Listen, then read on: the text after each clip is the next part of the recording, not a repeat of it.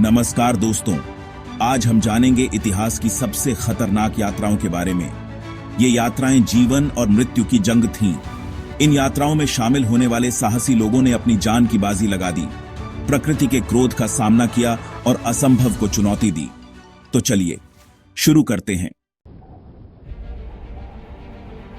साल 1914, अंटार्कटिका महाद्वीप। Sir Ernest Shackleton और उनके 27 साथी एक जहाज एंड्योरेंस पर सवार होकर इस बर्फीले रेगिस्तान को पार करने का साहस करते हैं। ठंडी हवाएं, बर्फीले तूफान और विशाल हिमखंड उनके जहाज को चारों ओर से घेर लेते हैं। एंड्योरेंस बर्फ की कैद में फंस जाता है और धीरे धीरे टूटने लगता है। कल्पना कीजिए, आप बर्फ के इस रेगिस्तान में फंसे हुए हैं। चारों ओर सिर्फ बर्फ और बर्फ। खाना और पानी खत्म होने की कगार पर है और तापमान 0 से भी कई डिग्री नीचे। लेकिन शेकलटन और उनकी टीम ने हार नहीं मानी। टूटते जहाज को पीछे छोड़कर वे खुले आसमान के नीचे डेरा डालते हैं। भोजन की कमी, कड़ाके की ठंड और निराशा के बीच शेकलटन अपनी टीम का हौसला बनाए रखते हैं। 6 महीने तक वे बर्फ पर डेरा डाले रहे। आखिरकार बर्फ पिघलनी शुरू हुई और शेकलटन ने एक छोटी सी नाव में अपनी टीम के साथ जान बचाने का फैसला किया। 10 महीने बाद वे एक छोटे से द्वीप पर पहुंचने में कामयाब हुए। शेकलटन ने अपने साथियों को बचाने के लिए एक और खतरनाक सफर तय किया और आखिरकार 2 साल बाद शेकलटन अपनी पूरी टीम को सकुशल वापस लाने में कामयाब हुए। यह यात्रा मानवीय साहस, धैर्य और नेतृत्व का एक अविश्वसनीय उदाहरण है। साल 1804, अमेरिका। राष्ट्रपति थॉमस जेफरसन ने मेरिवेथर लुईस और विलियम क्लार्क को इस अज्ञात भूमि का नक्शा बनाने और प्रशांत महासागर तक का रास्ता खोजने का ऐतिहासिक काम सौंपा। यह एक ऐसी दुनिया थी जहां जंगली जानवर, शत्रुतापूर्ण मूल अमेरिकी जनजातियां और अपरिचित बीमारियां हर कदम पर उनका इंतजार कर रही थी। लेकिन लुईस और क्लार्क अपने साहस और जिज्ञासा से लैस होकर इस चुनौती को स्वीकार करते हैं। उनकी टीम में अनुभवी शिकारी, नाविक और दुभाषिए शामिल थे। उन्होंने नावों, घोड़ों और पैदल चलकर हजारों मील की दूरी तय की। उन्होंने विशाल मैदानों, ऊंचे पहाड़ों और घने जंगलों को पार किया। कभी कभी उन्हें भोजन और पानी की कमी का सामना करना पड़ा, तो कभी खतरनाक जानवरों से अपनी जान बचानी पड़ी। उन्होंने ग्रिजली भालू, भेड़ियों और जहरीले सांपों का सामना किया। इस यात्रा के दौरान वे कई मूल अमेरिकी जनजातियों से मिले। कुछ मित्रवत थे तो कुछ शत्रुतापूर्ण। लुईस और क्लार्क ने कूटनीति और समझदारी से काम लिया और इन मुलाकातों को शांतिपूर्ण तरीके से निपटाया। 2 साल से अधिक समय तक चली इस खतरनाक और चुनौतीपूर्ण यात्रा के बाद लुईस और क्लार्क अपनी टीम के साथ सकुशल वापस लौटे। यह यात्रा साहस, दृढ़ संकल्प और खोज की भावना का प्रतीक है। 13वीं शताब्दी एक ऐसा दौर जब दुनिया रहस्यों और खतरों से भरी हुई थी। यह वह समय था जब यात्रा करना एक साहसिक कार्य था और हर कदम पर अनिश्चितता थी। वेनिस, इटली के एक युवा व्यापारी मार्को पोलो अपने पिता और चाचा के साथ पूर्व की ओर एक असाधारण यात्रा पर निकलते हैं। यह यात्रा केवल व्यापार के लिए नहीं थी, बल्कि नए अनुभवों और ज्ञान की खोज के लिए भी थी। उनका गंतव्य चीन, रहस्यमय और शक्तिशाली कुबलई खान का साम्राज्य। यह साम्राज्य अपनी समृद्धि और संस्कृति के लिए प्रसिद्ध था। यह एक ऐसी दुनिया थी जहां नक्शे अधूरे थे और कहानियां खतरों से भरी हुई थीं। हर मोड़ पर एक नई चुनौती उनका इंतजार कर रही थी। उन्होंने रेशम मार्ग का अनुसरण किया, एक ऐसा व्यापार मार्ग जो यूरोप को एशिया से जोड़ता था। यह मार्ग व्यापारियों के लिए जीवन रेखा था, लेकिन साथ ही खतरों से भरा हुआ भी था। यह मार्ग ऊंचे पहाड़ों, सूखे रेगिस्तानों और लुटेरों से भरे हुए थे। हर कदम पर उन्हें अपनी जान का खतरा था। कई महीनों तक वे ऊंटों पर सवार होकर धूप में झुलसते हुए रेत के बड़े बड़े टीलों को पार करते रहे। यह यात्रा शारीरिक और मानसिक दोनों रूप से थकाने वाली थी। पानी की कमी, भोजन की तलाश और लुटेरों के लगातार खतरे ने उनकी यात्रा को और भी मुश्किल बना दिया। लेकिन इन सब के बावजूद उन्होंने हार नहीं मानी। लेकिन मार्को पोलो ने हिम्मत नहीं हारी। उनका दृढ़ निश्चय और साहस उन्हें आगे बढ़ने के लिए प्रेरित करता रहा। उन्होंने अपनी यात्रा के दौरान कई नए संस्कृतियों, भाषाओं और धर्मों का अनुभव किया। यह अनुभव उनके जीवन को समृद्ध और विविधतापूर्ण बना दिया। उन्होंने शानदार शहरों, भव्य महलों और विदेशी बाजारों को देखा। इन जगहों ने उनकी कल्पना को और भी विस्तृत कर दिया। चीन पहुंचने पर उन्होंने कुबलई खान के दरबार में अपना स्थान बनाया। यह उनके जीवन का एक महत्वपूर्ण मोड़ था। कुबलई खान ने मार्को पोलो की बुद्धिमत्ता और भाषाई कौशल से प्रभावित होकर उन्हें अपना विश्वसनीय दूत बना लिया। यह उनके लिए एक बड़ी उपलब्धि थी। मार्को पोलो ने लगभग 17 साल तक चीन में रहकर वहां की संस्कृति, प्रशासन और व्यापार व्यवस्था का गहन अध्ययन किया। यह अध्ययन उनके लिए अत्यंत महत्वपूर्ण था। उन्होंने अपनी यात्रा के अनुभवों को एक किताब में दर्ज किया, जो बाद में the travels on of Marco Polo के नाम से प्रसिद्ध हुई।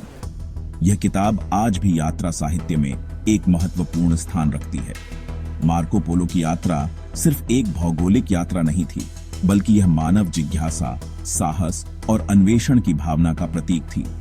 यह यात्रा हमें यह सिखाती है कि सीमाओं को पार करना और नए क्षितिजों की खोज करना कितना महत्वपूर्ण है। उन्होंने दुनिया को यह दिखाया कि भाषा, संस्कृति और धर्म की सभी बाधाओं को पार कर हम एक दूसरे को समझ सकते हैं और एक बेहतर दुनिया का निर्माण कर सकते हैं। उनकी यात्रा आज भी हमें प्रेरित करती है।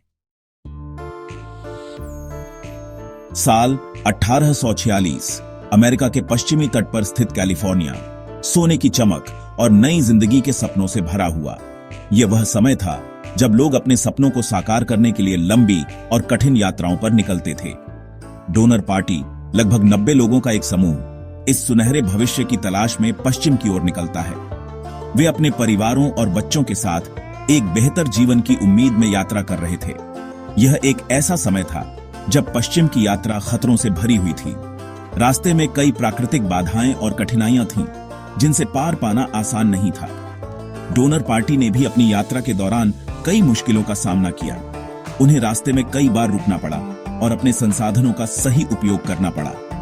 उन्हें ऊंचे पहाड़ों, गहरी घाटियों और सूखे रेगिस्तानों को पार करना पड़ा। यह यात्रा शारीरिक और मानसिक दोनों रूप से थकाने वाली थी। कैलिफोर्निया पहुंचने से पहले ही डोनर पार्टी सियरा नेवादा पहाड़ों में बर्फबारी के कारण फंस गई। बर्फबारी इतनी भारी थी कि आगे बढ़ना असंभव हो गया। ठंड इतनी ज्यादा थी कि उनके पास मौजूद भोजन और ईंधन जल्दी ही खत्म होने लगा।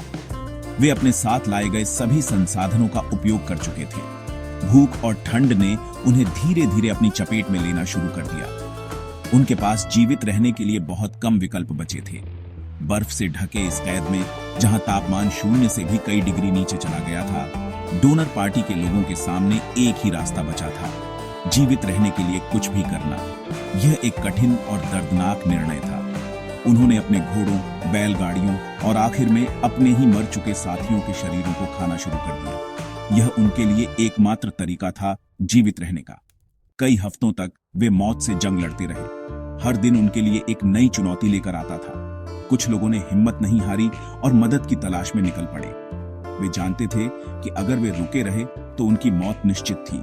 आखिरकार कुछ बचे हुए लोगों को बचाव दल ने ढूंढ निकाला। यह उनके लिए एक नई जिंदगी की शुरुआत थी, लेकिन यह एक दर्दनाक जीत थी, क्योंकि डोनर पार्टी के लगभग आधे लोग इस भयानक यात्रा में अपनी जान गंवा चुके थे। यह उनके लिए एक बड़ी त्रासदी थी। डोनर पार्टी की कहानी मानव इतिहास की सबसे दर्दनाक कहानियों में से एक है।